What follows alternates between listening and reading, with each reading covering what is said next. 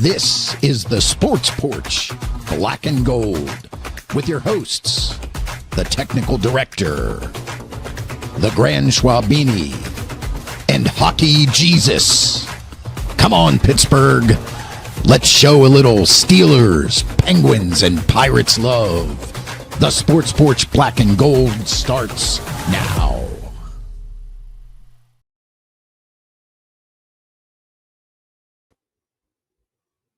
Yes, it does. The Sports Porch Pittsburgh. I don't know. What do we call it now? The Sports Porch Black and Gold.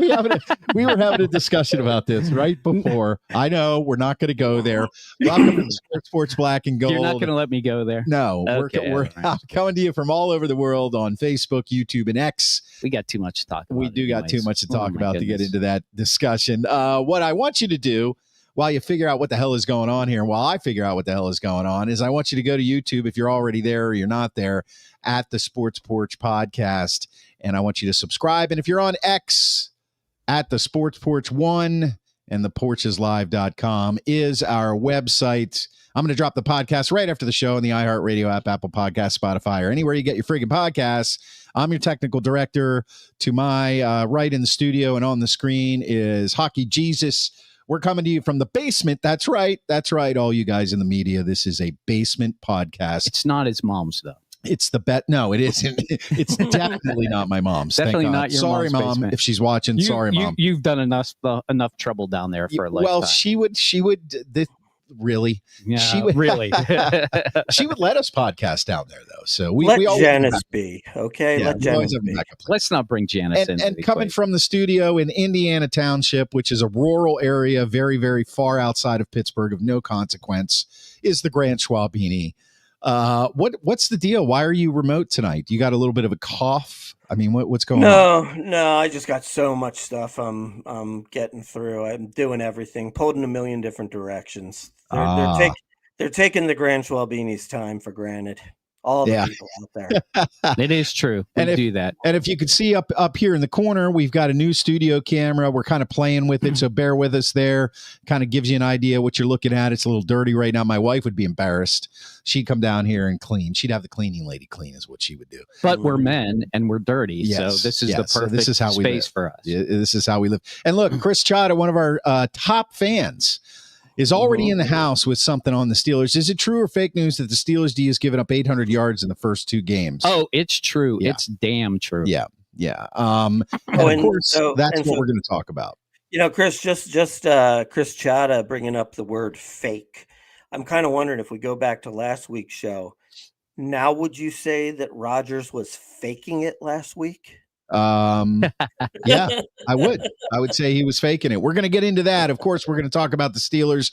HJ and I were down at the field yesterday at Acrisure for the home opener. We had some great seats way up in peanut heaven, but underneath on the Steelers side of the field, the shade, so we didn't get blasted by the sun. That was nice. Which made it an enjoyable experience because it was nice and cool up there. We were up there with the rest of the Yinzers. Yep. Got to thank my beautiful wife, Lauren Klein, for that. Thank you, Lauren. That was my birthday gift, so I owe her this. And thank you, Chris, for taking me You're welcome. over the Grand Schwabini. The Pittsburgh Property Diva at pittsburghpropertydiva.com. Chris, thanks for taking me. I appreciate that. Well, I mean, she kind of insisted that I take Steve. So I'm sorry. There was nothing I could do about it. It was a gift stipulation. Yeah. So the only way I'm getting anywhere with you is if I bake her a bunch of cookies. Pretty much. Yeah. Oh, remind me. I need to get my Tupperware. It's taken you that long, dude. I have no idea where your Well, we're going to go up and we're going to look for it. This is not coming from you. This is coming from Susan, isn't it? Yes, because every day we have leftovers. She's like, man, where did all the Tupperware go? You know, and I'm like, are you a Tupperware thief? Yeah. He is, yes. Well, she's not getting any more cookies. A Tupperware thief. I keep wondering where my Tupperware is whenever I go. I'm never at your house, so you always take my Tupperware. Yeah, do I? It sounds that way. It sounds like he knows what he's talking about. Look, guys, we're here to give the people what they want. All right, let's give them some stellar Mike talk. Lawrence says, I believe we need a new defensive coordinator. Pat Off Track says Aaron Rodgers is the David Blaine of QBs. Maybe so. TGS would have kept you out at a sports bar for Philadelphia K-City. What's What's TGS? I don't know. We're not on his track yet, but I'm sure we'll end up there by the end of the night. I don't know. Sure. Okay, I want to remind everybody one last thing before we jump into all of this, because man, there is a lot to talk about. The Grand Schwabini. There you go. OG Sports Porch at gmail.com. Listen, hit us up there. I check our email on a regular basis.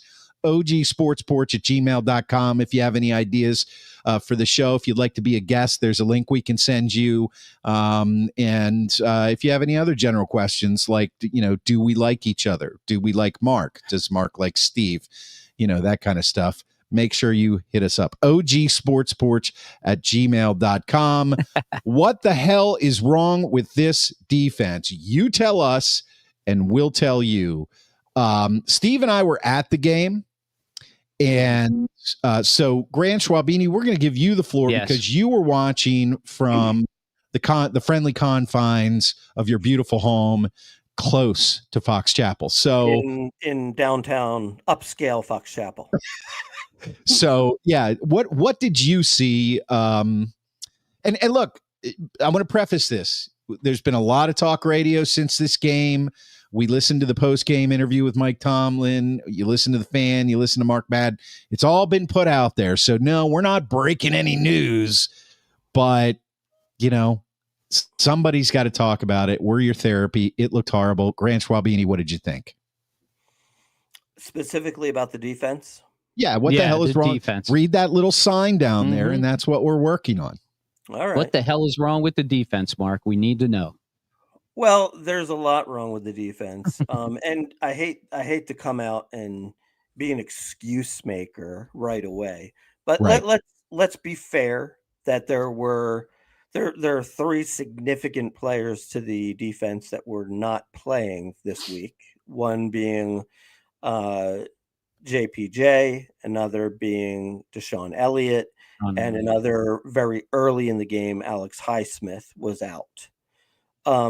That's a lot. That's a lot. I mean, that's half of your secondary.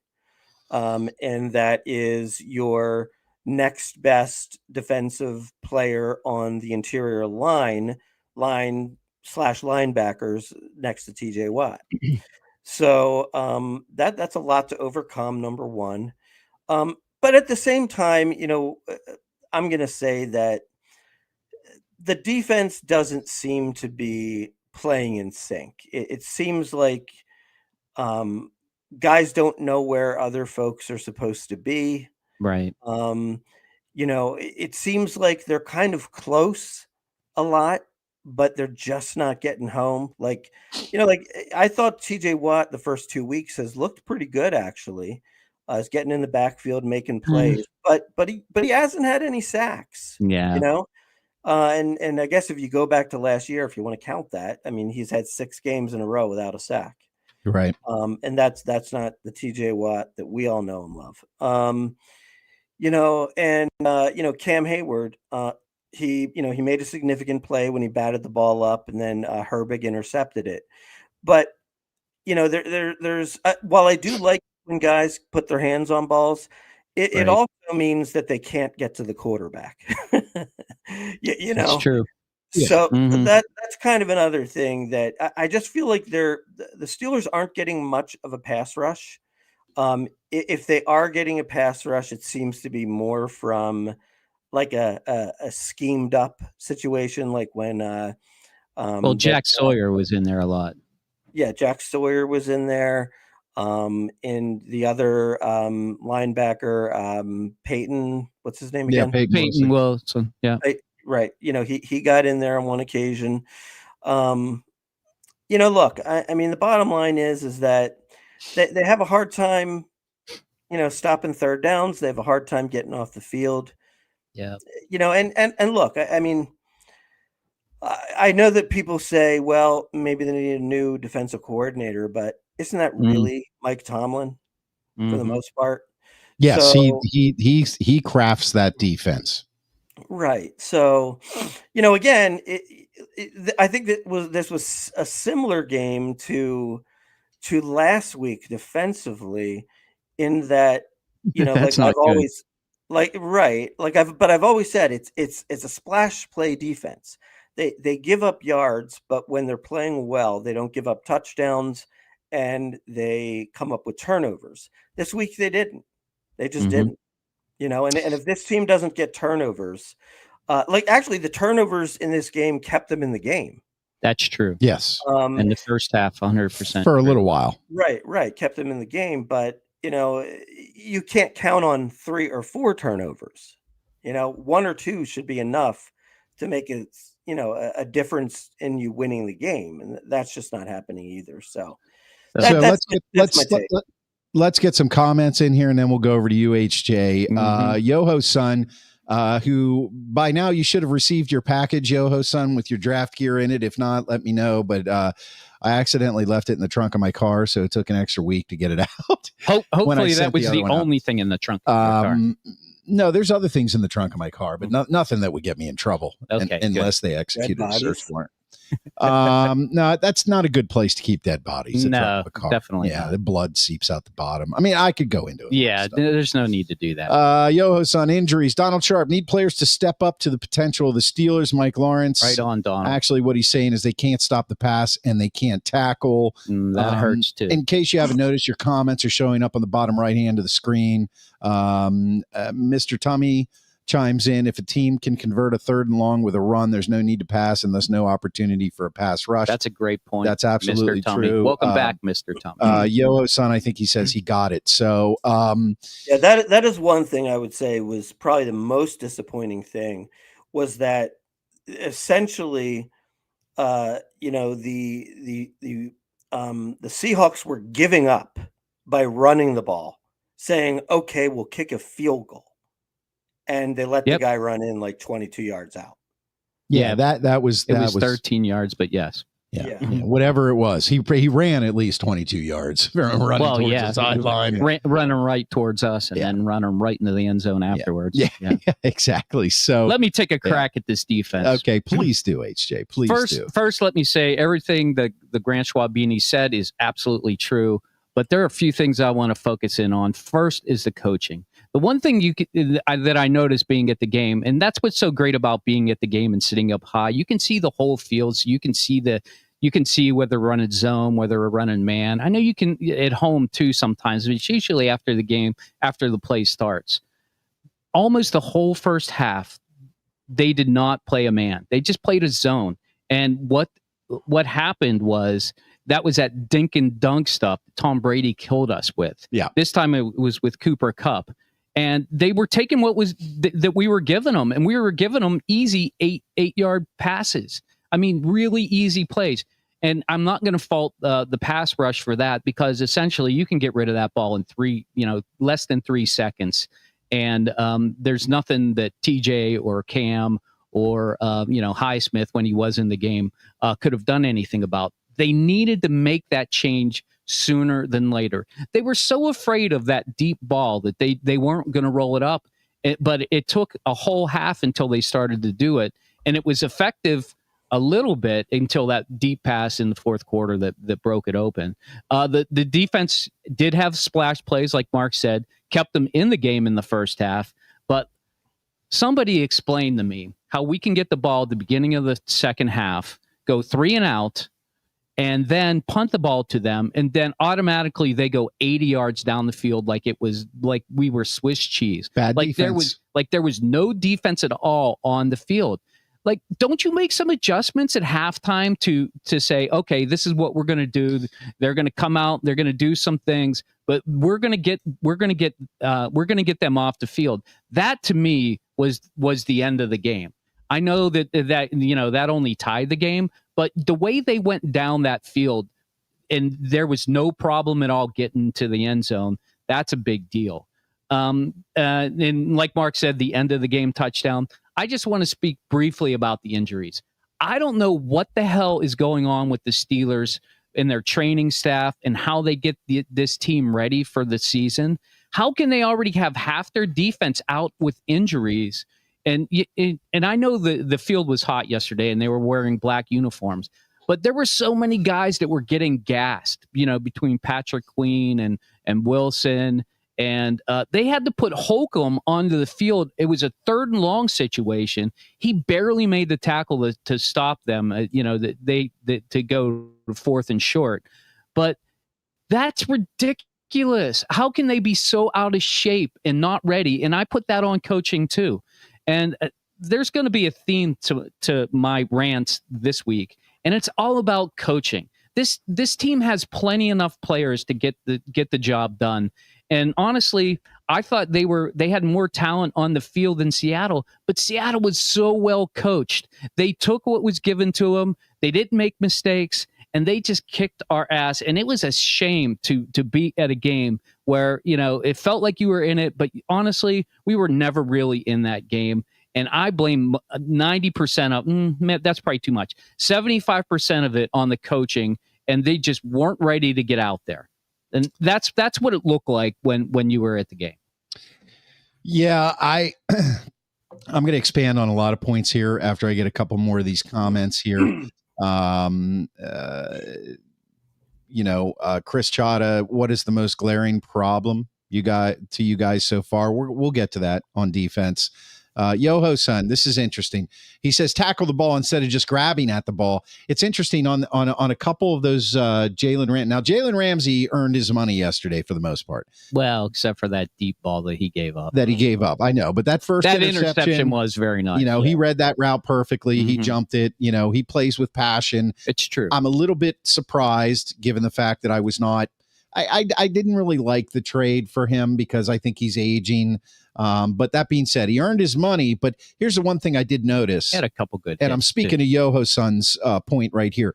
He does spend a lot of time after first contact grabbing at the ball. And I understand the reason for that, but it doesn't work all the time. It works probably maybe 10% of the time or less. Yeah. And while you're grabbing for the ball, these guys, they don't stop moving their legs. So you give up another 4, 5, 6 yards. Right. Just get him on the ground, old school. Put your helmet on the ball and get him on the ground. If it pops out, somebody will pick it up. Hopefully it's one of your teammates, But I do think that is kind of a bad thing. Brad Trombley, I love this.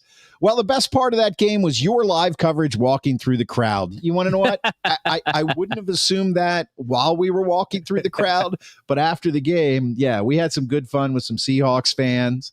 We were trying out some new equipment, Brad. I'm glad you were able to pick that up. Thanks for all the text during the game. Yeah. We had a lot of fun. We had a lot of fun. Sorry it was so glitchy. You know how the Wi-Fi shit gets down there, the cell reception and all. We'll take that into account when we're down there for the draft. I'm already thinking about that. Yeah, we're going to need something else. Oh, and Brad, by the way, our email here, ogsportsporch@gmail.com. Send us your address because he's been with us for 5-6 years now. Oh, yeah. He needs some free shit, right? Definitely, he needs some free 100%. shit. So ogsportsporch@gmail.com. Brad Trombley, we're going to send you some free shit. What was that one last comment before I give you my take? I think it was Yoho. So Mr. Tommy. Mr. Tommy is back. Thank you for being here again, sir. Our defensive linemen can't hold the line, command double teams, and leave our linebackers clean. There was a lot of pancakes going on, and it wasn't. It was our defensive line that was the pancake. Yeah, I mean, like to Schwaber's points on this, I don't think the secondary is the big problem. I think the big problem is our linebacker play and the out of sync part of it. I would agree with you there. Our run D is absolutely horrible. JPJ to me, and you guys know how I am with players. You got to prove it. JPJ has not proven anything to me yet. Nothing. So do I think that him being healthy and in the game yesterday would have changed the trajectory of what went on? No, I don't. I think Ramsey would have still had that interception. I think somebody would have given up that deep ball.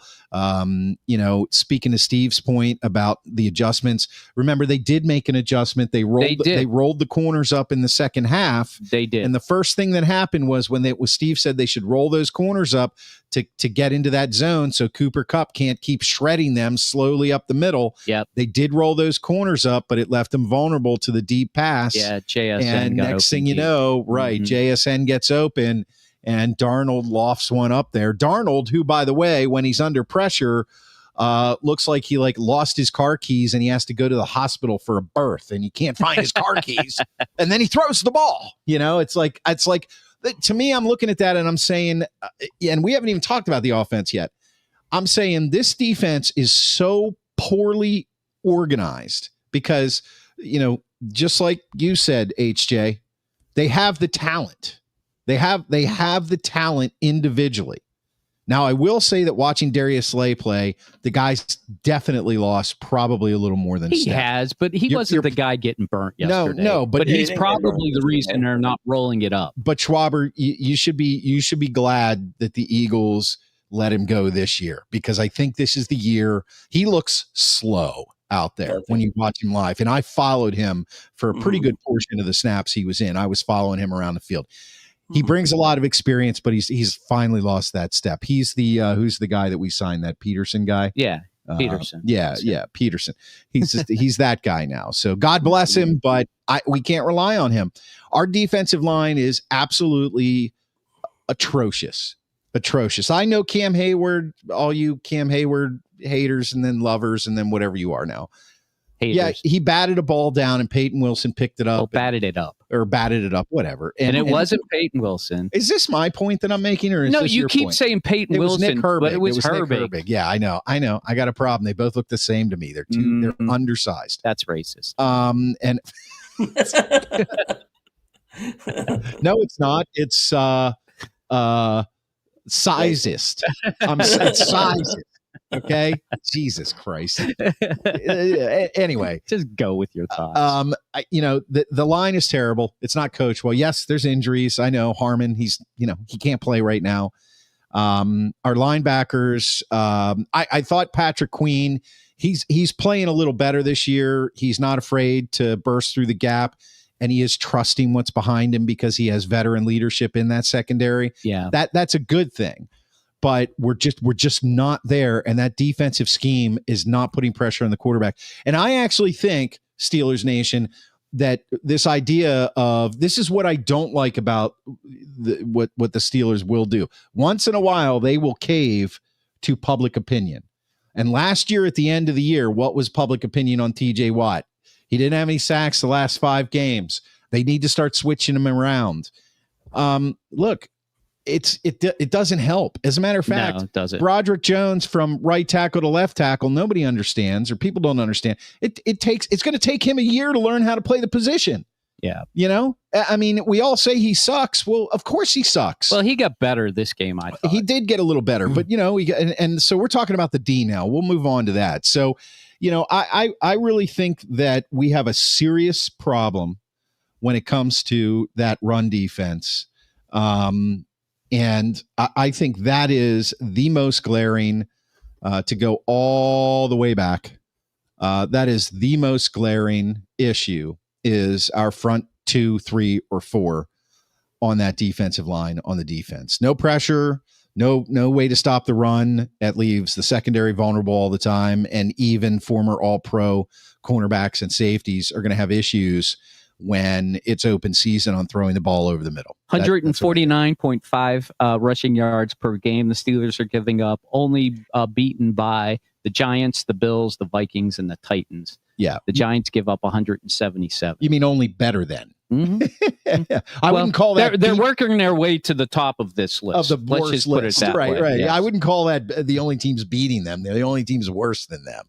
Though every other team in the league is beating them. Yeah. Mr. Tommy is back with another comment. Our defensive line can't hold the line. Command double teams, leaving our linebackers clean. I already put that one up there. Sorry, guys. Brad Trombley said he sent you his shipping information. I got it. Pass it along to me, and we'll get it out. I'll get it out.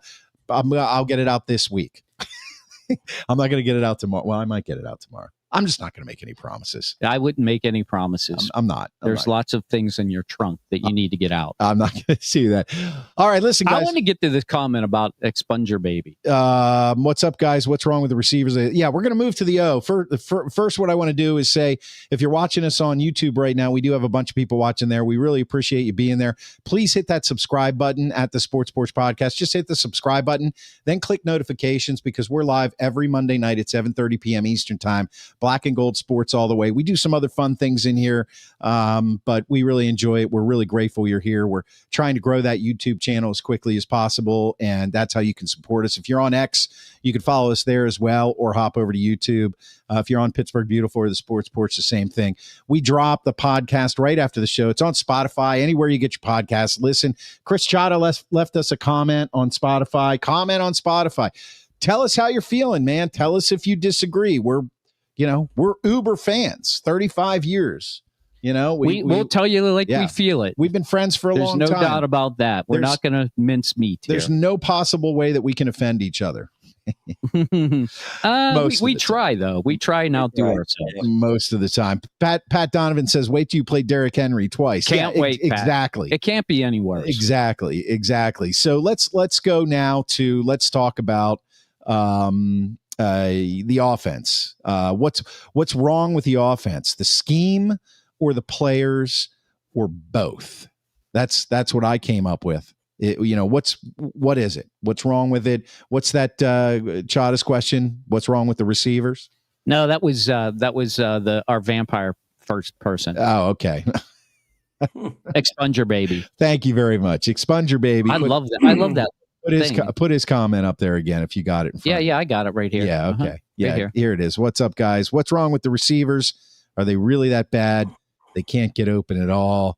HJ, you want to chime in on what your thoughts are? Yeah, I will. To me, it looked like every play the Steelers ran, Seattle knew where we were going. Like, we put somebody in motion, and it was usually CA3, and he'd end up in the flat or whatever. They had somebody on him right away. Like, they knew that was coming. And, they did that crossing route last week. Same thing. It's like they're running the same plays over and over again. And Seattle, once again, a well-coached team, picked right up on that. And it was really hard for players to get open, especially the wide receivers, when that happened.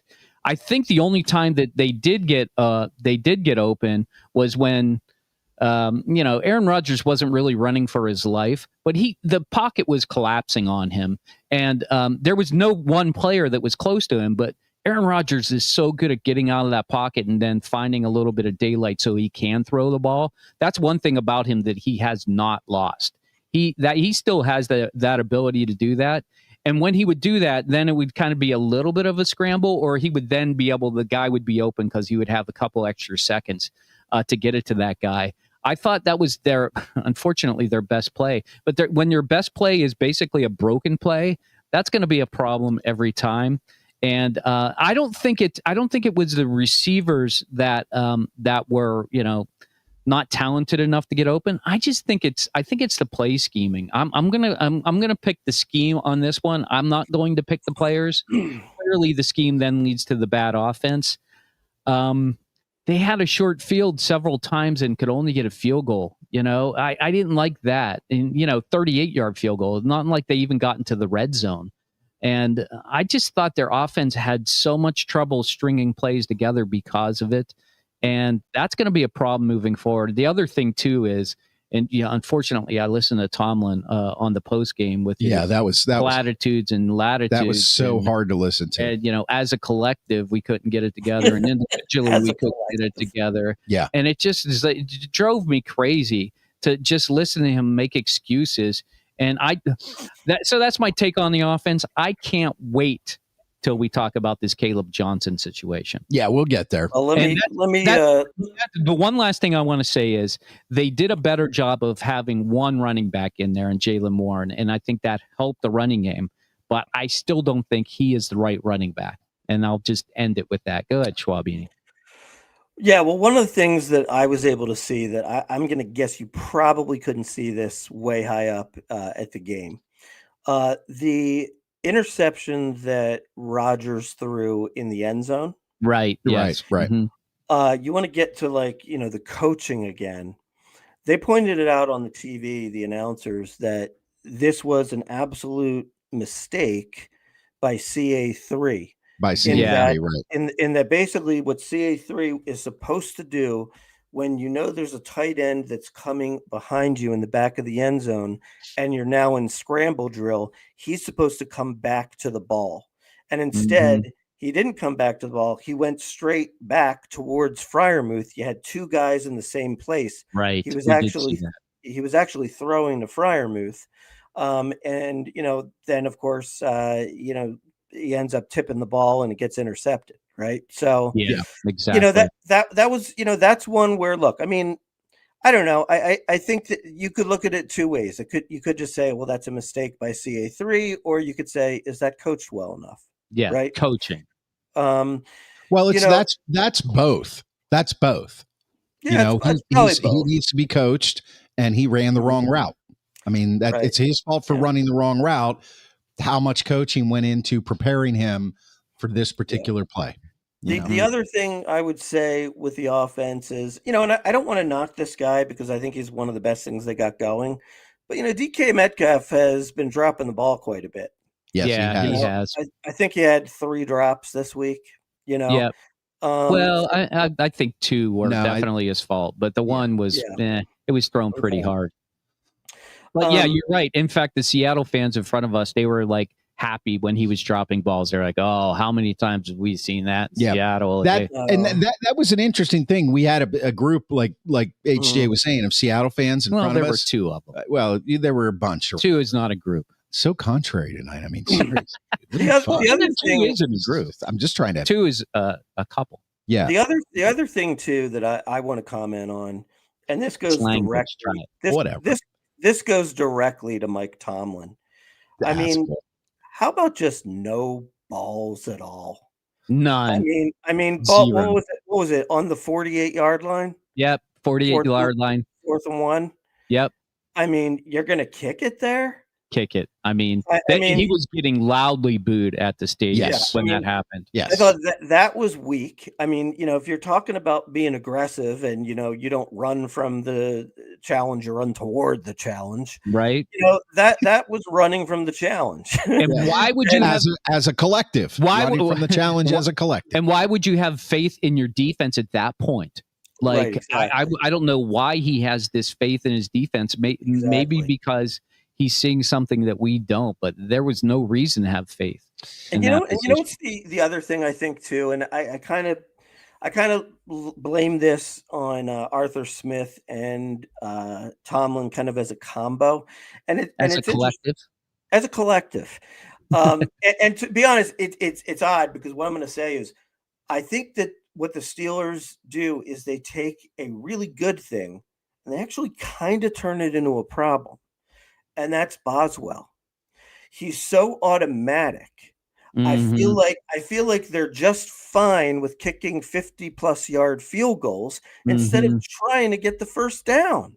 Amen to that. I texted. I agree with you 100%. I tweeted out for those of you watching. Please follow us on Twitter at the Sports Porch 1 at Sports Porch 1, whatever it is. Look up the Sports Porch. I tweeted out during the game, once again, Chris Boswell is the MVP of the Steelers. I mean, I brought this up 3 shows ago and kind of, you guys kind of dismissed it, or Steve kind of dismissed it, but how long are they going to rely on Boz's foot to score? You got to be scoring touchdowns. You got to take risks. And, he's going to go through a slump. I don't want him to. Who does? Every kicker, great or bad, has a string of, great games, and then, something gets in their head, and they miss a few. Well, Klein, that doesn't even matter. He could go 38 for 41 this year and not have a slump. But if you keep going down 7-6 because you're in the opponent's territory twice in the first quarter and you kick 2 field goals, that's losing the game. Yeah, right. Yeah, I'm with you. Expunger Baby says, I'm not sure if the receivers weren't getting open. It just seemed like Rodgers couldn't find anyone, but I listened to the game. I couldn't watch it. Chris Chada says something here that's interesting. Aaron called out a wide receiver last year for a bad route, and he called out Austin yesterday. Do you think that helps or hurts? In this case, I think it helps because the Steelers have not had leadership at quarterback for Austin's entire career, and Aaron Rodgers commands respect in that locker room. So when, I'm sure when he called him out behind the scenes, it wasn't some, nasty confrontation. It was probably like, hey, listen, we've practiced this. You ought to know this. This is what you do on this route. Let's get it right. Like, that's the stage that it's at right now. And that's good for Calvin Austin. Other teams, bigger receivers, AB would have taken exception to that, but I don't see that as an issue right now. No, I think the problem here is twofold. I think it's both. I think it's the scheme, which is predictable, yet better than previous years. And I never want to say that OC's name again, but it's more NFL. Yeah, Canada. It's more NFL. It's an NFL offense. Yeah, well. But what I noticed during the game, and somebody can correct me if I'm wrong, but I even mentioned it to you, is that there's very little misdirection. Right. There's very little pre-snap motion. And that seems to be the calling card, which is why, yes, it seemed like Seattle's defense for probably, I would say, 60 to 75%, maybe more, but 60 to 75% of the offensive plays that were called, it seemed like they knew exactly what was coming and they had the right defense called. And so a conspiracy theorist could say, well, they're Bill Belichicking it. No, they're studying film like crazy, and there's some predictors in the way we play. And I'm with you, Schwab.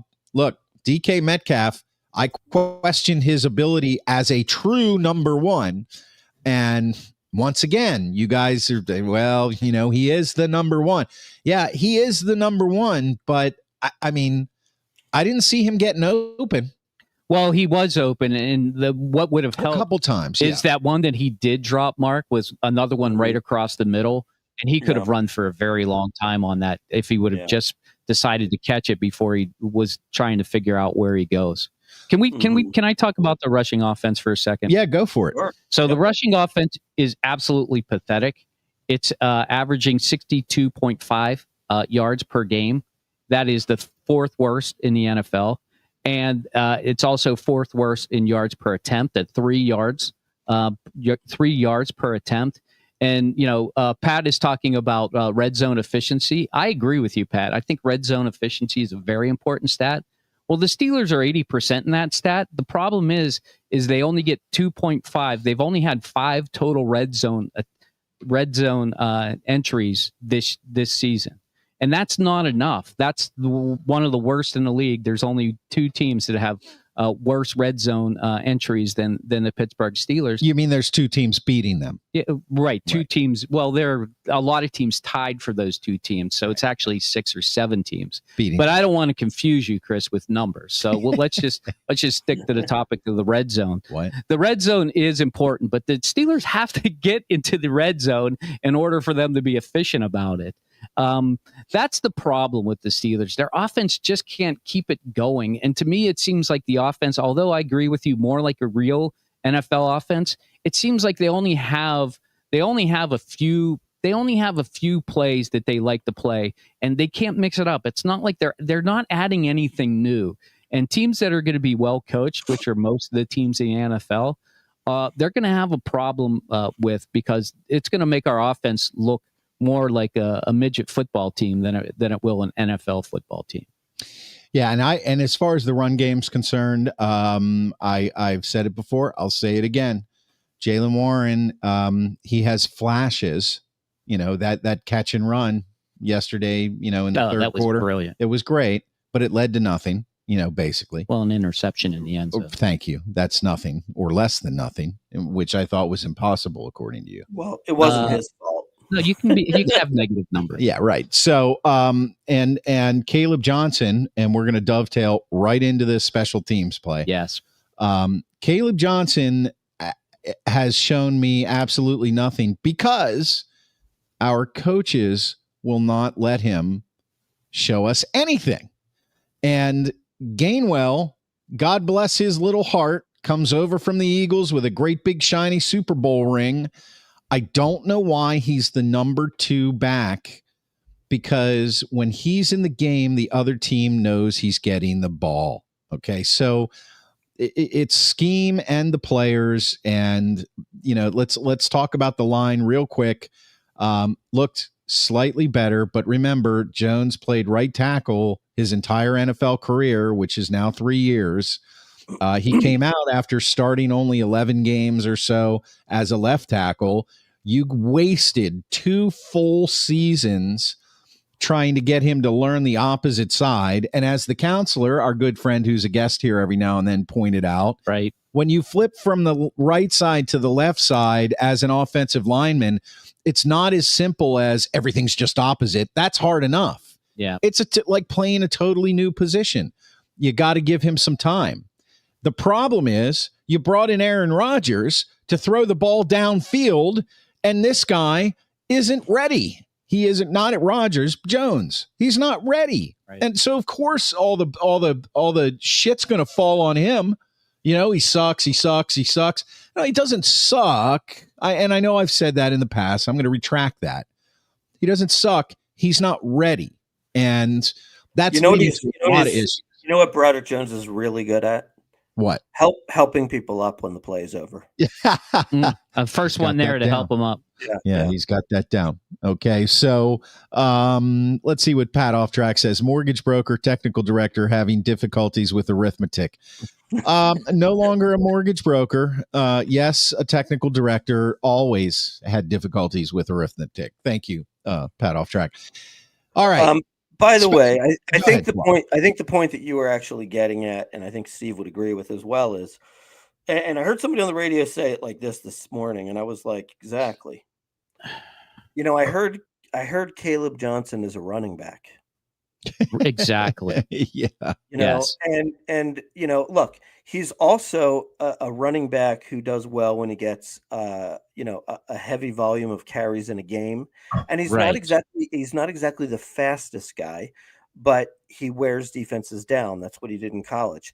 So why is this guy who is never been a returner, who's not super fast, why is he running kicks back? We were thinking the same thing yesterday. You know why? Because they don't want to use him in the position they drafted him for. I mean, they drafted him so high, and he has 2 rushes in the first 2 games. I mean, that's classic Steeler misdirection with drafting and not using the talent that you're drafting because they don't know how to use it, and they're terrible coaches.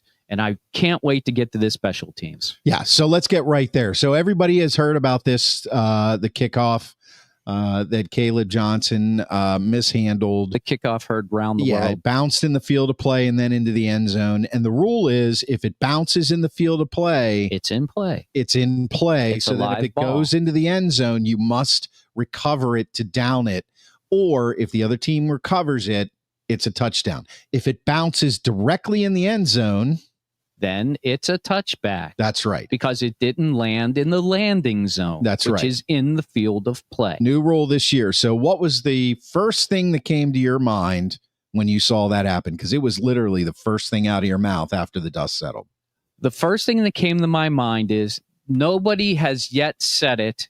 I haven't heard it. There is no way they practiced this. There is no way that Caleb Johnson was told that rule. Because if he did, do you think that he just totally turned off his brain and because he's clearly not learning any offensive plays, that he turned off his brain and said, oh, that's going into the end zone. I have to get it because it bounced on the 15-yard line before it happened. No, it didn't. It never entered his head. I contend that the coaching staff never practiced that play, or if they did, they practiced it once in the first week of preseason and never went back to it because they thought everybody had it because they're such perfect coaches that everybody listened to them the first time. And you know that it takes at least 10 times to tell somebody before it gets stuck in their crawl up here in your head. And nobody else was running after the ball after it happened either. There was one Kenny person. Gainwell did, but person, he was blocking a guy. That's true. And then he turned around, and it's too late at that point. Right. But the other person who was to the left of him, who would have been returning the ball, He didn't do anything. He just ran off the field like everybody else ran off the field. You can tell by the way, and we could see the full field. Yeah. So there was absolutely nobody that was like, oh my God, he's not going after that ball. I have to go after it. There was another guy, once again, way too late. After he saw 3 Seattle Seahawks going after it, he ran after the Seahawks because that's the only time he noticed. Yeah. I contend that the coaching was so terrible on that they never practice it, and he never knew to do that. And that's a problem. That to me, from Tomlin down to Danny Smith, the whole way down to Caleb Johnson. First, they're misusing Caleb Johnson. Second of all, they're not coaching him. And now you know what they're doing? They're making him the scapegoat. They're throwing him under the bus. They're saying that was a rookie mistake. You know, he'll never make that mistake again. Yeah, he won't make that mistake again because now he knows. If you didn't coach it into him to begin with, then how the hell is he supposed to know to go get that ball?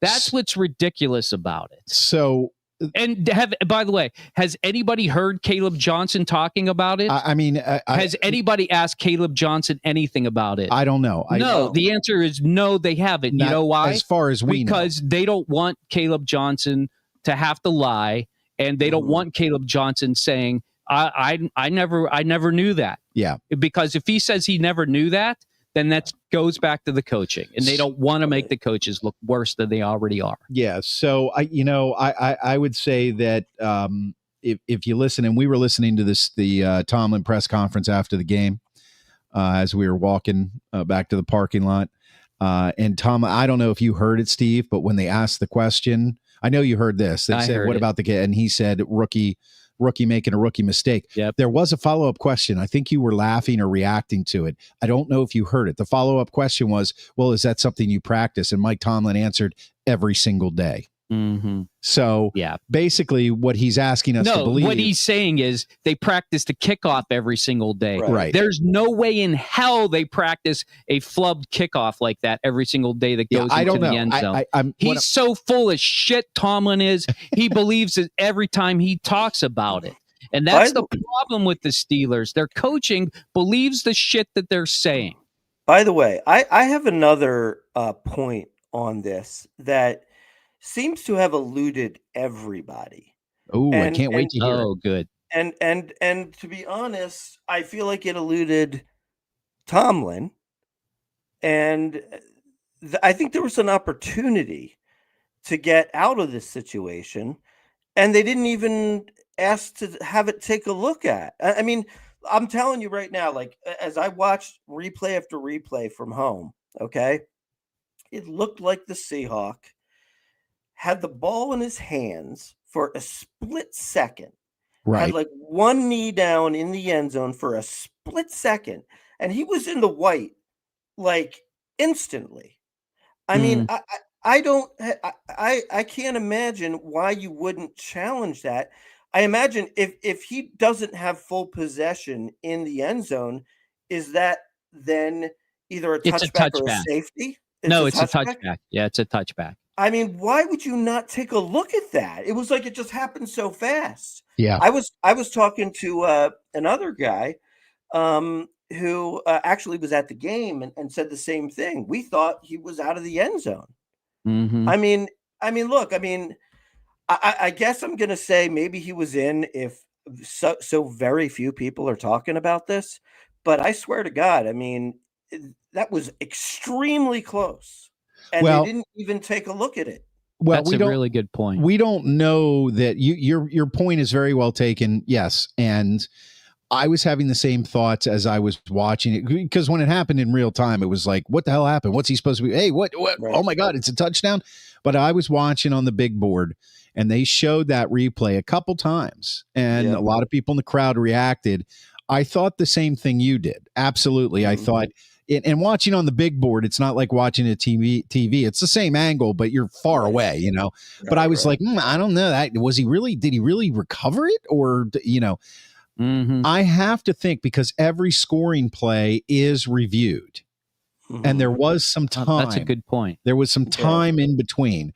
They definitely reviewed it. But you know what though? What I think though was I think that the focus was off of whether or not he was in bounds. The It was focus whether he was had the ball. the focus was, did it hit him? Did it land in play? That's what like the whole focus was about. I That's don't what think everybody. Sorry, Mark. No, it's okay. I think that's what everybody on TV was talking about. You Okay. know, Yeah. did he? First of all, I don't think he even has to touch it. Right? It's just in play if it lands in bounds. Right? Right. That's But right. He doesn't have to touch it. but Yes. because this is such a rare thing on TV, they were talking about, did he touch it? Oh yeah, he touched it. Slow motion. Yeah, it hit his helmet. It hit his arm.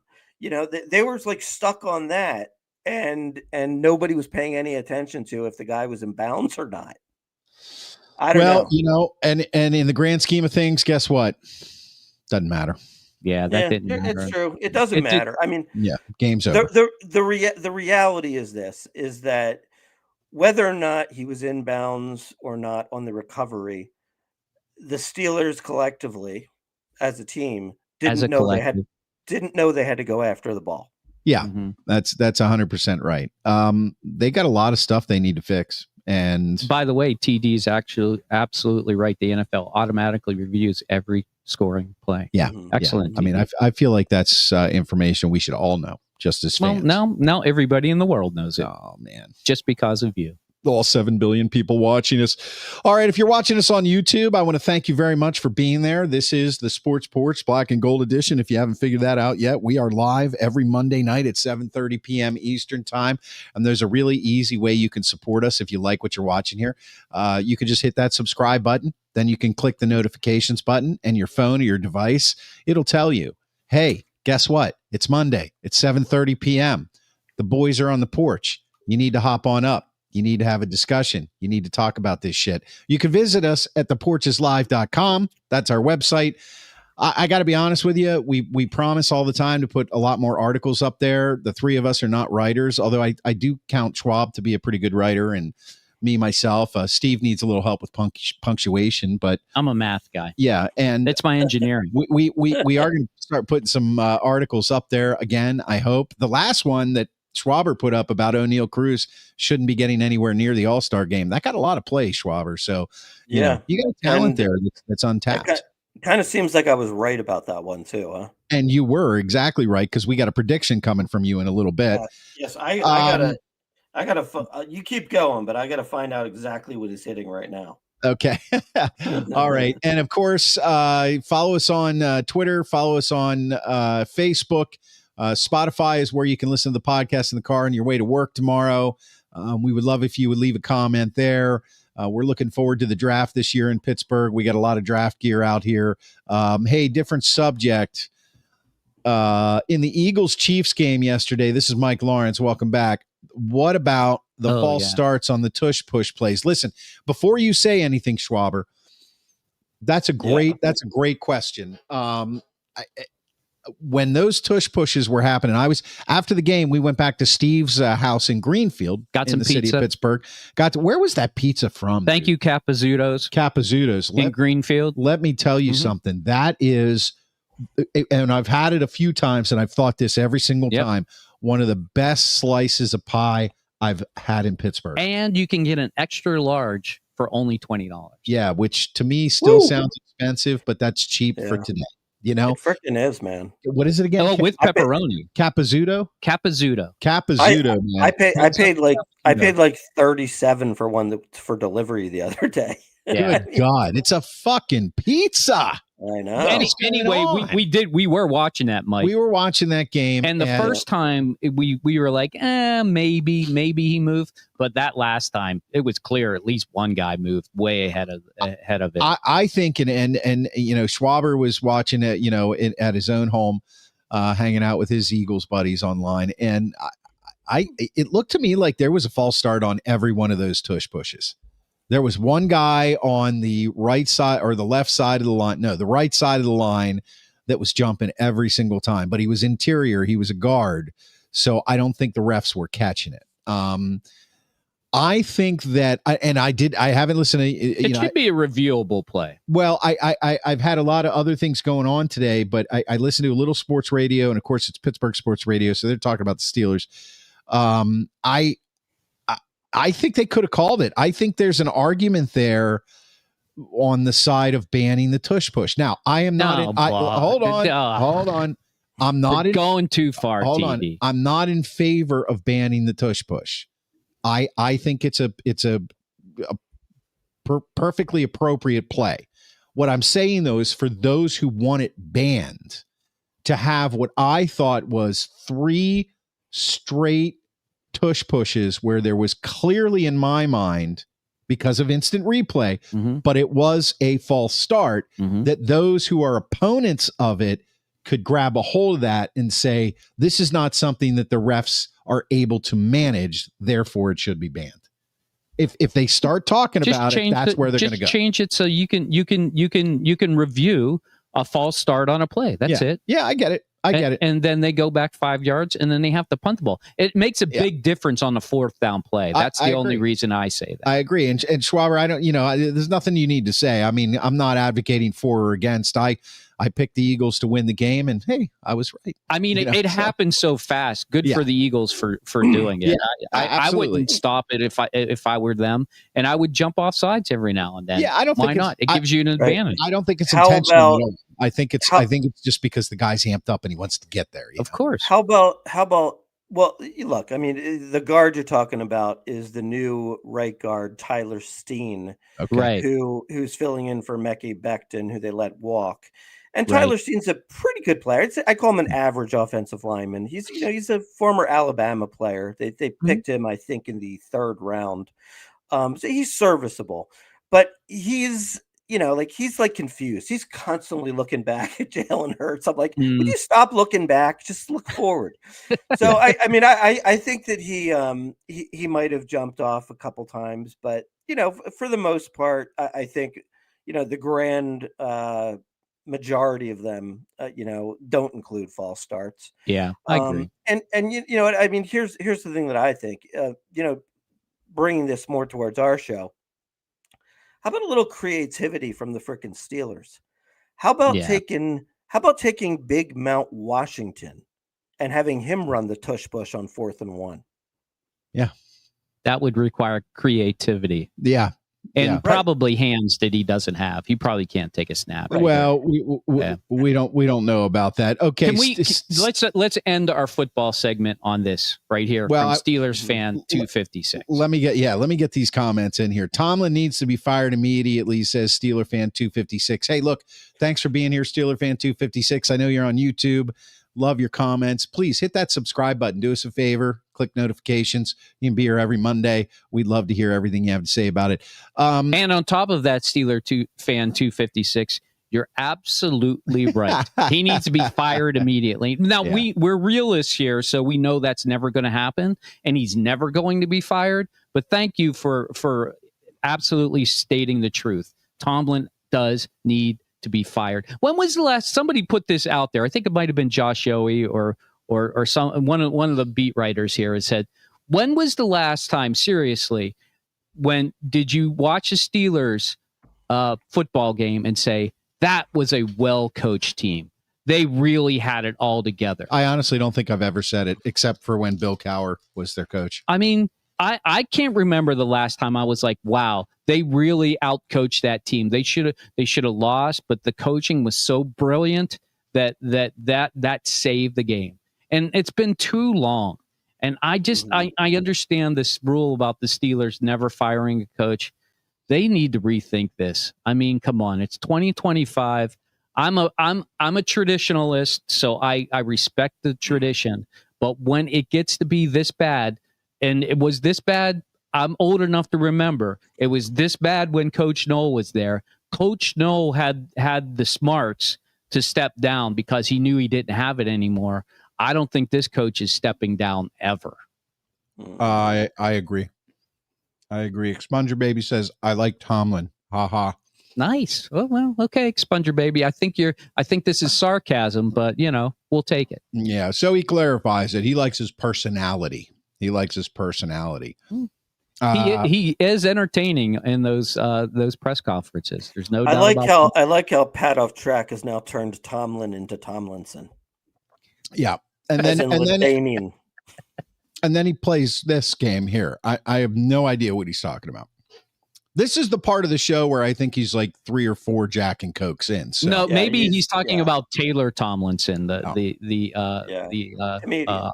comedian. Yeah, I love her autocorrect. stuff. He's saying autocorrect. Jesus. I think he meant Taylor Tomlinson. Autocorrect is Generation X's excuse.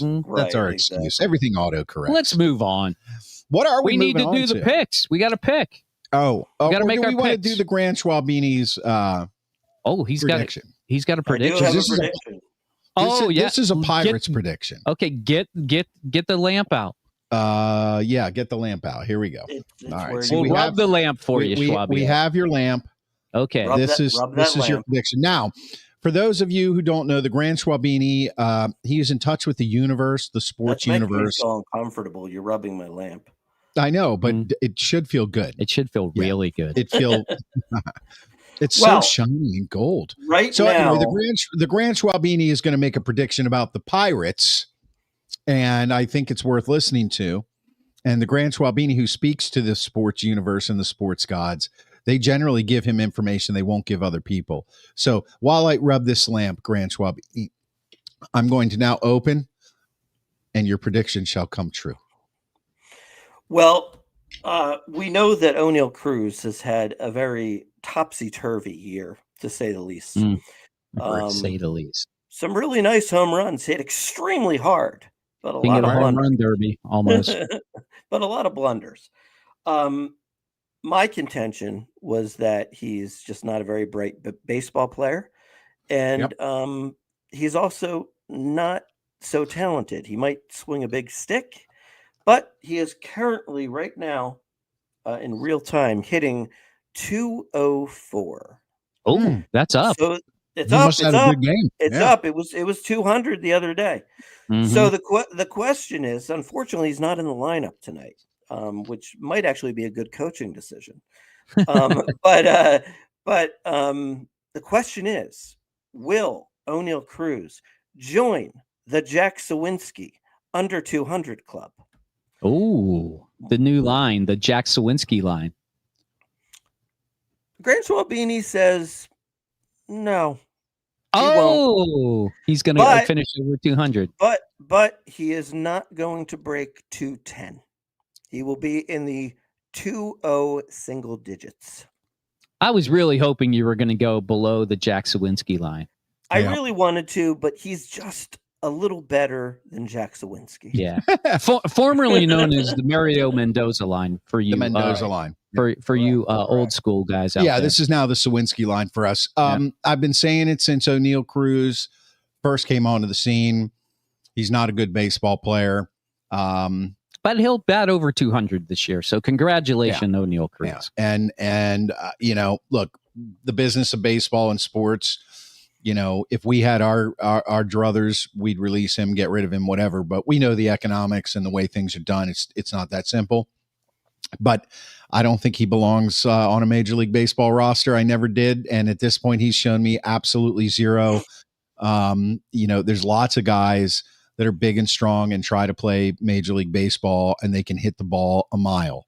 The problem is they can hit the ball a mile like once in a great while. And he's one of those guys, and he doesn't hustle in the field, and he doesn't do anything else. Here you go. Feel the Steel. Good morning. Good evening, Sports Porch. Thank you for the gift. So we know that he got his All right, gear. Feel the Steel. All right. Thanks, man. Thanks for being here. You can help us by visiting theporcheslive.com or subscribing on YouTube like Feel the Steel did. You earned it. At the Sports Porch podcast every Monday night, 7:30 p.m. All right, we're going to go talk about our picks. Porch picks. Well, what do we do every week? We pick 3 NFL games. We pick the Thursday night game, the Sunday night game, and a random Sunday during the day game. We keep track of the record all year long. There it is. We still haven't figured after all these years, there's got to be a prize. There's either got to be a prize or there's got to be a penalty. Eyes on the prize. You know what I mean? We will work on that. Please work on it. It's got to be embarrassing and it's got to be in public. Okay, that's what we got to do. We're only in week 2 here, so we got lots of weeks to figure settle this down out. now. Simmer down. All right. So, Porch picks. Here's what we're going to talk about. Last week, we had Washington at the Packers.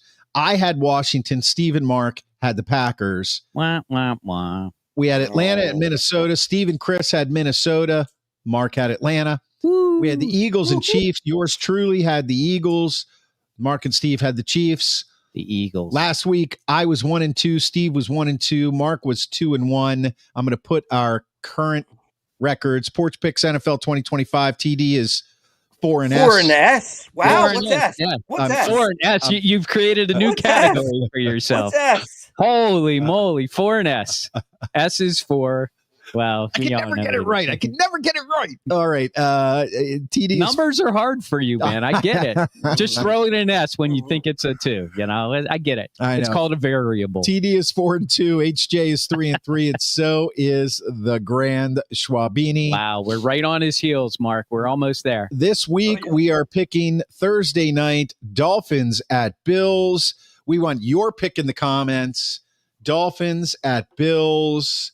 I thought I wrote all this shit down. Who you got there, Grand Schwabini? This is easy. I would be very surprised if the Bills did not come through. It will be the Bills. It's a regular season game. It's not postseason. Okay. Grand Schwabini has slight to pat. the Dolphin or the Bills, excuse me.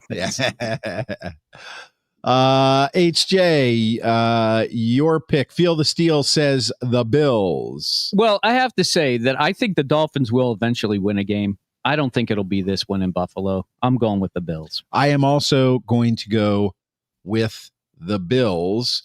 John Edberg on YouTube. If you haven't hit the subscribe button, please do, John. We'd appreciate it. Every person in the same job or leadership position gets tired eyes. It's time for MT, Mike Tomlin, to go. Hey, if you have his number, send them a text and tell them it's time to go, please. We need to up the pressure. Expunger Baby is saying the Dolphins. I don't see them going 0-3. Upset of the week. Okay, you're right. Our resident vampire is going with the Miami. Okay, somebody believes in Tua. Next game up, Sunday, 4:05 p.m. Eastern time. This right now is an important game in this division. Cardinals at the 49ers. Your pick in the comments. Grand Schwabini, what is your pick? Cardinals at the 49ers. Ooh, man. Purdy's not going to be back. Hall of Fame. I believe. Yeah, Purdy is not going to be back. Do you believe in the Arizona Cardinals? This is the question. Who is the quarterback for the 49ers, the backup? They had him out there. He threw for almost 300 yards this past week. Did he? Yeah, I'm embarrassed to say that I can't remember. I don't remember his name either, honestly. I'll look it up. Look it up. Okay. It's Mac Jones.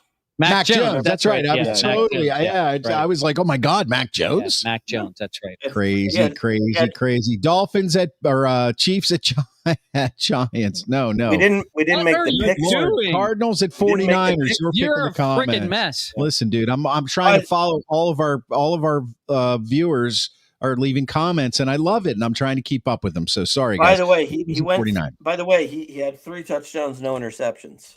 Pretty right. good. Yeah, he had a great game. All right. But I am going to say Mac Jones ultimately catches up with Matt Jones. We'll go the Cards. Whew, man, this is a tough one.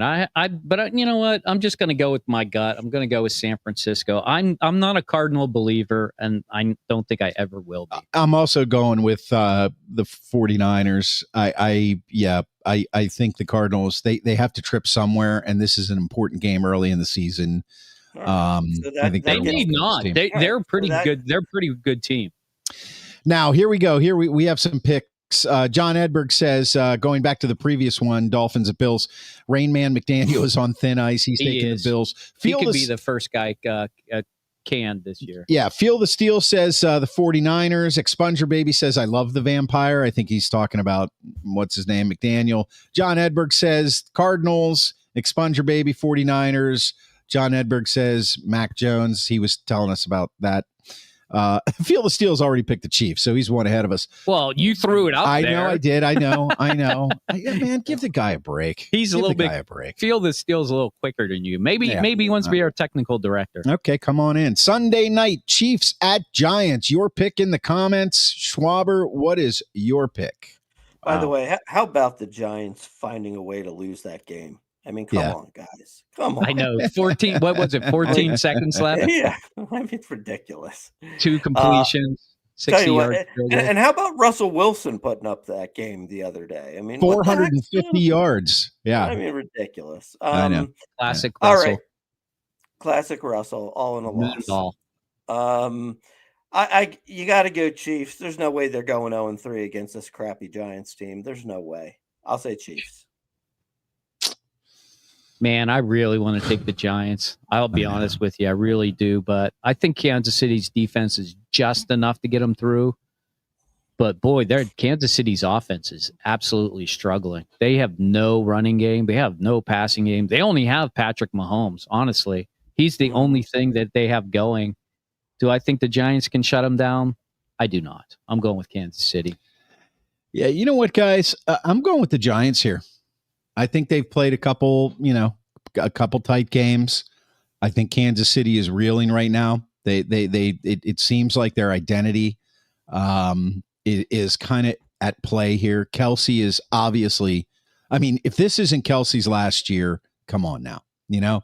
Did you see him drop that ball? Yeah. Oh, of course you did. I know Mark did because he was watching it. Yeah, we were watching. Dropped it into the guy's hands. He basically almost runs it back for a touchdown from the goal line. I told you, he's too busy thinking about those flowers and Taylor Swift and where they're going to get married, probably the Rhode Island complex up there. Good for Taylor Swift. I think she's doing good things for football. And he's probably thinking about how she's going to look at the halftime show, too. I don't, like I said, I think it's another NFC East team. I think there's a lot of tape out there on how the Eagles beat Kansas City. There's enough out there. If I'm Brian Daboll, I am going over that tape left and right. And exposing their weaknesses. And look, he's coaching for his job basically every game. I don't care what anybody says. Russell Wilson, I have no faith in, but what happens with him right now is a couple games a year, he pulls it out of his ass and he throws for 450 yards. So I think he's got one more of those left in him. And I just don't, I just think the Chiefs might end up 0-3, and then it's panic time in Kansas City. Expunger baby Chiefs, another I don't see going 0-3. John Edborg, Chiefs, but if the Giants win, KC fans will be on suicide watch. You guys don't think Kelsey can shake it off, says Pat Off Track. No, Pat, I think it's death by 1,000 cuts. Your attempts at humor are well-intentioned, but really not that great. I love it. Keep it coming, Pat. I like this track you're on. Okay, the Sports Porch, Black and Gold. Subscribe at the Sports Porch podcast on YouTube. You can subscribe at the Sports Porch 1 on X.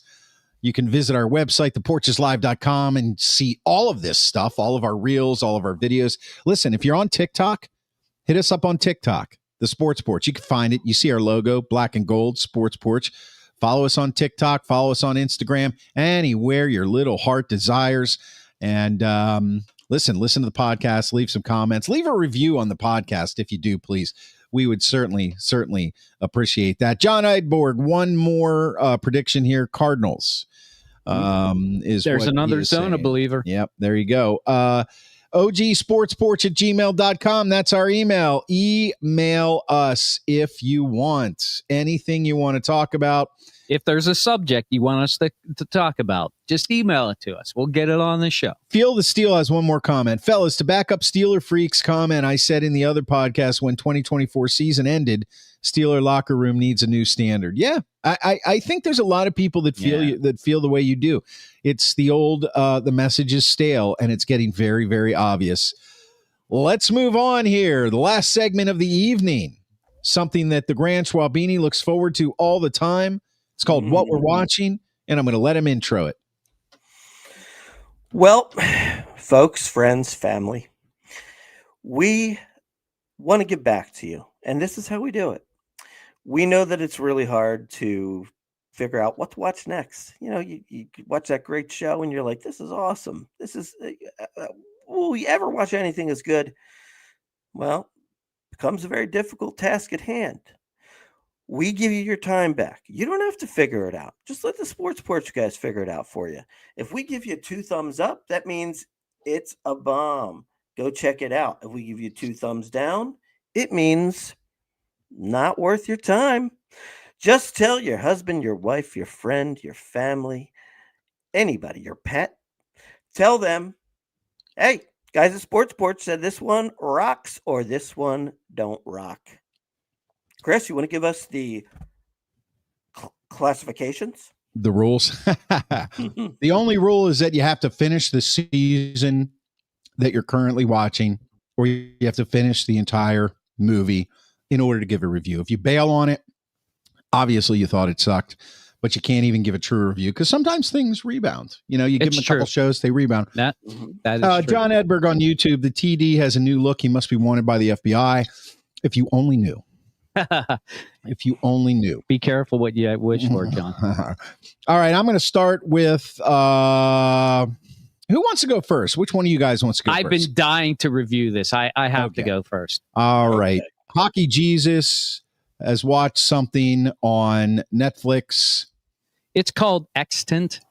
It is a show that has 2 seasons. I only watched the first season. It's with Halle Berry. And you remember that Goran Visnich? He was one of the doctors on ER. Anyway, he plays the role against Halle Berry. They're husband and wife, right? This is a sci-fi series. And I love sci-fi. I love Halle Berry, so I'm like, okay, I gotta watch this. And it was in the top 10 for a long while, and I was like, wow, people must really like this. So I start watching it, and immediately I'm on pause. I'm like, okay, what's the premise of this? And the premise is that Halle Berry was up in the space station for 5 years. Okay. And she's an astronaut. So she was up there for 5 years. And when she came back, she wasn't feeling quite right. Things were, a little off with her. And I guess as it turns out, she got pregnant up there. Oops. And she was the only one up there. Does she know how she got pregnant? She does not, but she has flashbacks, and part of the episodes are these flashbacks. Are they good flashbacks? You know the kind of flashbacks. They weren't, but in the very first episode, they do show good flashbacks.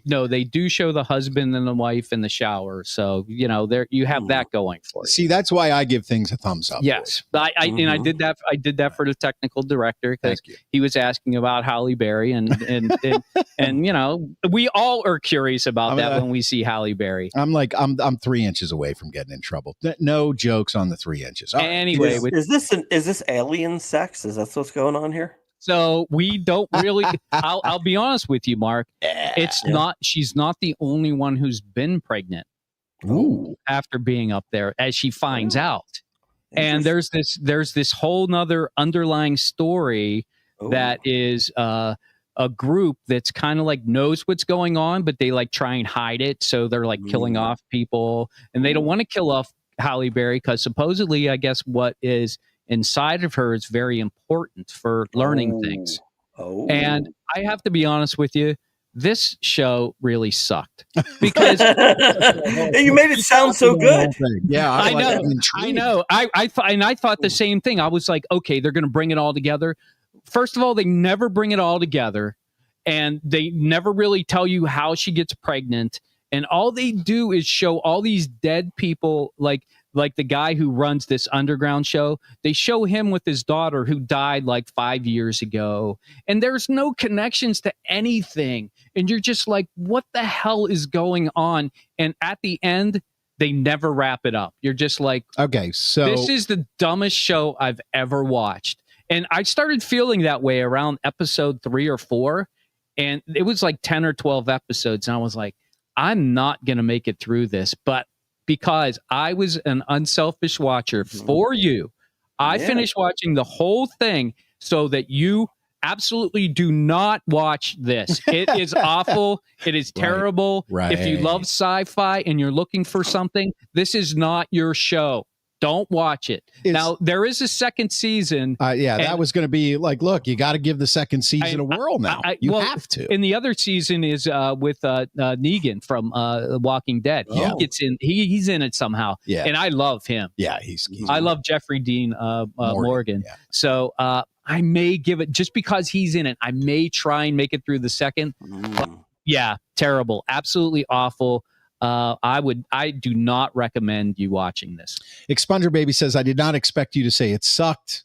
Feel the Steel thinks you just like to look at Halle Berry, and I'm not going to say what he said there just because I have respect. I mean, who doesn't feel the Steel? Now, he did recommend Dexter Resurrection, and John Edberg followed up and said, I read Dexter Resurrection was good and worth a watch. I'll do it. You're the Dexter guy. That might hit me. Yeah, I love that stuff. Yeah. You're a serial killer. You identify with serial killers. I mean, I think they have some unresolved trauma in their lives, and they really need to work on it and try to get a hold of the issue early. The Grand Schwabini has watched something on Prime. John Edberg, that is a no. There is no such Halle Berry scene. Let's. Okay, Grand Schwabini, tell us what you're watching. All right, so I watch a show called Countdown. As you can see on the right there, that is, I believe his name is Eric Bain. He's the guy from The Last Ship. I remember that. Yep. Is it Eric Dane? Yep. Dane or Bain or something like that? I don't remember his name, but I recognize the dude. And the girl on the left, I can't remember her name, but she was in SEAL Team. She had a pretty significant role in SEAL Team. SEAL Team. Mm-hmm. And look, this is 13 episodes, which is kind of cool because sometimes when you're watching those 1 year or at least first year things, that sometimes they're only 6 or they're 8. So this one, you're watching it for a while. It's a good 13 episodes. It looks like it is coming back, although it's not official just yet. And what this is Eric Bain is the leader of a task force where he pulls people out for national security concerns. So, he pulls somebody from the DEA, he pulls somebody who's with the NYPD, he pulls somebody, who's with the CIA. He kind of pulls a super dream team task force together and gets them to work together to solve, an impending terrorist threat. Right. And is it anything special? No, it's not special. But it's, purely 100% entertaining. The way I sort of look at it is you watch it and you realize at the end of the show, you never looked at your watch once, right? You never looked down at your cell phone to, see what the score was of some other game going on. Oh, I was doing that a lot. Yeah. It was it's just fun. It's just fun and, good acting, and I think you'll enjoy it. I mean, I give it a 2 thumbs up, but it's nothing earth-shattering. It's nothing, extra phenomenal. But if you just want to watch something that's going to be fun and you're going to be entertained, it's worth a watch. Eric Dane, by the way, also in ER. There you go. Oh, is that right? Interesting. Mm-hmm. All right. The Grand Schwabini gives Countdown on Prime. Couple thumbs up. Entertaining. I want something called Smoke on Apple TV. Have you guys seen this at all? I have not. Okay. So it says new series June 27th, but obviously it is the new series. It's all out there. I got to tell you, I really liked it. I'm just going to say it right up front. I'm not going to pull the wool over your eyes and then tell you it sucked. Taron Egerton, who's that? Journey Smollett. It's basically about a couple serial arsonists that are operating in, I want to say Chicago. I can't remember. It's either New York or Chicago. And Taron Egerton is a firefighter who has now become an arson investigator. Journey Smollett is a cop who's kind of on her last legs with the force because she's a former, I think she's a former, not special forces, but Marine in the armed services somehow. now she's a detective, and she's kind of she's kind of out there. She's kind of like plays a hero a little too much. But they kind of put her on him because he's having trouble finding these serial arsonists. And so they go out and I haven't seen a show that gets really intricate with arsonists and that as because obviously people die in some of these fires. Murder, a lot of murder, a lot of drugs, not arson. So what I'm not going to do is give you, pardon me, and this long drawn out explanation of what happens. They get paired together. They're looking for these serial arsonists. There's some twists in it. They keep you guessing. Part of the way through, episode Did they start the fire? Didn't they start the fire? Did they start the fire? Didn't they start the fire? No, not that. Why are they starting fires? Part of the way through episode. Did he start the fire or did she start the fire? We didn't start the fire. Okay, so this is, for those of you who are new to the show, this is normal. I don't get offended by it. I just let these guys talk and, hopefully something funny comes out of their mouth. So it does. John Edberg is saying, I will make a list for the off season when I'm bored to death. That's exactly what we want you to do. John. We don't want to waste your time. Don't waste your time on the off season being bored. Listen to what we say. So Smoke on Apple TV, there's a twist in it about episode 2 or 3 in. But even though the twist is there and you kind of see it, it keeps you on the edge of your seat because you're like, I'm not sure. I'm just not sure. So Smoke on Apple TV, that is absolutely a 2 thumbs up. There is going to be another season from what I understand. So I sure as hell hope so because they did not resolve it in season 1. Yeah, I hate that. Yeah. That's what your sources tell you. Your sources. That's what my sources. Okay. That's what my sources are telling me. And I just want to thank you all for listening. Listen to that. Wow. Yeah, it's incredible. New thing this week. We love it. I love it. It's so funny, Slaughter. So funny. We definitely need the laugh track. This is actually how I feel before we begin. If you notice, Schwaber isn't in the studio tonight. Usually before this show, we come, we plan the show, we sit down in the studio. Most of the time, these guys are brutally attacking me, making me feel so small and insignificant. And this is how I feel. Yeah. By the way, that was dumb. Do you have a like that kind of party to throw up right now? I might have to find it. Do you mind if I go through it real quick? No. Yeah. I don't even see it. Actually, no, it's not. You don't even know where I stay or should I go? Should I stay or should I go? No. That's all I got, boys. Okay, yeah. You just blew out everybody's ears on that. What else is new? Technical director can't find the feature. There it is. Feel the steel. Steelers Cheers, and Sports Porch. Thank you. John Edwards, some of the smartest people have the shortest attention span. You're absolutely correct. That is true. Yeah. Listen, guys, I want to thank you for watching the Sports Porch Black and Gold again every Monday night at 7:30 p.m. And if you see the ticker down there or if you're listening, please hit that subscribe button on YouTube at the Sports Porch Podcast. We would love that. Click the notifications. You'll know when we're live every Monday night on X at the Sports Porch 1, the web, theporcheslive.com. And I want you to go to Spotify and follow us because we drop the podcast right after the show on the Spotify app, Apple Podcasts, Spotify, wherever the hell you get your podcasts. I don't even know. Email us at ogsportsporch@gmail.com. And Brad Trombley, your shit's in the mail. For the Grand Schwabini, for Hockey Jesus, I'm your technical director. We'll see you, Expunger Baby. We'll see you, everybody else. I am out. That is it. The show is over.